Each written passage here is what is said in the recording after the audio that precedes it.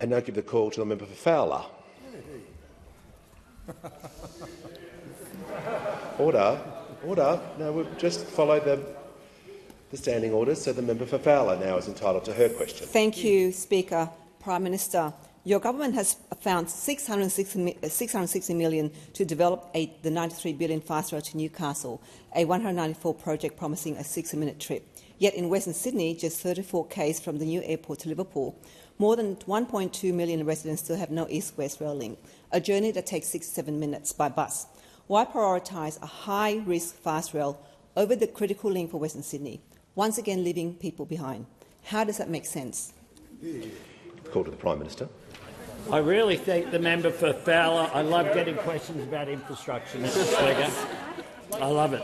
Order. And I'll be very proud later this year to open the Western Sydney Airport. Something that we argued for way back in my first speech in 1996. 96, McMahon. Something that was, of course, underway before the Howard government ripped funding out of it in the 1997 budget. Order. Something that had begun.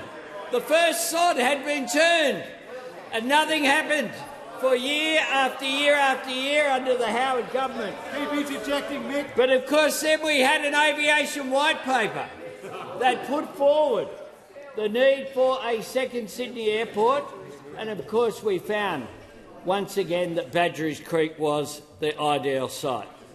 But in addition to that, what we're also funding is the road and rail infrastructure that will help with people having access to that, whether it be the East-West Metro link, the Westmead to Western Sydney International Metro, whether it be all of these projects are what we are putting forward. Indeed, we're investing over $13 billion in transport infrastructure across Western Sydney over the next 10 years. Yeah. When you include Western Sydney Airport and, of course, the wonderful Moorebank intermodal facility, our investment reaches $19 billion. Moorebank intermodal, something that was begun under the former Labor government. There was a bit of an interim period, 9 years, that they tried to forget over there. But we got to open it as well. I got to start it and we got to open it as we went through. The Moorebank intermodal, that will make such an enormous difference. Now, in Western Sydney, we're delivering new rail for Sydney Metro via Western Sydney International Airport, $5.25 billion. We're delivering $1.63 billion to upgrade the M12 motorway, $500 million to upgrade the Mamre Road Stage 2, and $500 million to upgrade the Liverpool and Airport Transport Corridor, 15th Avenue.